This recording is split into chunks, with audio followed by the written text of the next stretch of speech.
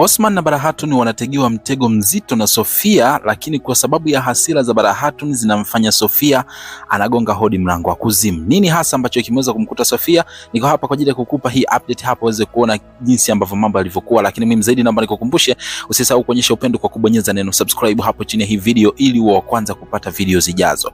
Sasa ilikuwa inaanza video inamuonyesha Osman akiwa na Barahatun wakiwa wanaongea mambo ya kifamilia huku wakizidi kusifiana, lakini kumbe ghafla alikuwa ametegewa mtego bwana na Sofia. Sofia anafika pale na kumwambia kwamba kama ulijua vile umejileta kwenye mwisho wa maisha yako, na ninachofurahi leo nimewapata wote mkiwa kwa pamoja. Kumbuka wakati huo Barahatun moyoni mwake kumejaa maumivu ya mtoto wake kwa maana ya Halime kuweza kupotea, ambaye inasemekana kwamba alitekwa na huyu Sofia, lakini mpaka leo hajawekaga wazi kwamba mtoto huyo yuko wapi licha ya kusema kwamba yuko hai. Sasa Sofia anajimwambafai na kusema kwamba leo mtashuhudia vile ambavyo nitateka askari wako wote pamoja na nyinyi wenyewe mkibakia kwa mateka nikiwapeleka kwenye kambi yangu. Muda huo Sofia hakujua kwamba kumbe Osman naye alikuwa na jeshi lake ambalo lilikuwa limejificha bila yeye kuweza kujua. Kwa hiyo mtego wake dizeni kama ukawa umeweza kuteguliwa kinamna kama hiyo hapo hivi. Akina Jakuta hayo kina Bora ni pamoja na wanajeshi wote wa Osman wanasogea karibu kwa ajili ya kuhakikisha kwamba anawashushia kipigo askari wa Sofia pamoja na kumteka Sofia. Mambo yakazidi kuwa magumu zaidi.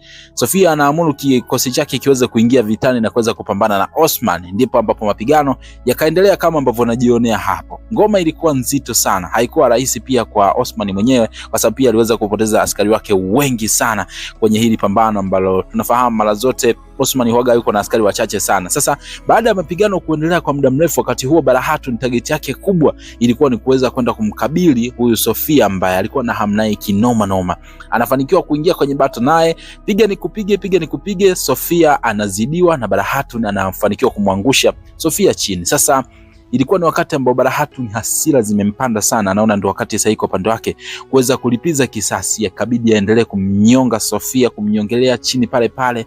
Hasira zinampanda, akasema kwamba leo nakuulia hapa hapa, hutokwenda sehemu yoyote ile pale. Wakati Bara akiendelea kumnyonga Sofia pale chini, kuna askari mmoja wa Sofia alikuwa amemwona Barahatun, akaona aje ammalize kabisa na panga. Kumbe Osman alikuwa amemwona pia, akamrushia kisu kamchoma, mwamba anaanguka chini. Bara anapona na kuwa fresh kabisa. Osman anamsogelea Barahatun na kumwambia kwamba asimuue Sofia, anachotaka ni kwenda kumpa adhabu ambayo Sofia anastahili kuipata, lakini adhabu hiyo ataenda kuipatia kule kambini kwao, hataki kumpatia adhabu hiyo hapa polini. So anawaamuru askari wake waweze kumbeba Sofia ili kuweza kumpeleka kambini kwao, mwisho wa siku aweze kwenda kupata adhabu huko. Kwa hiyo Bara alikuwa anataka kumaliza kabisa kumuua, lakini Osman akasema kwamba stop.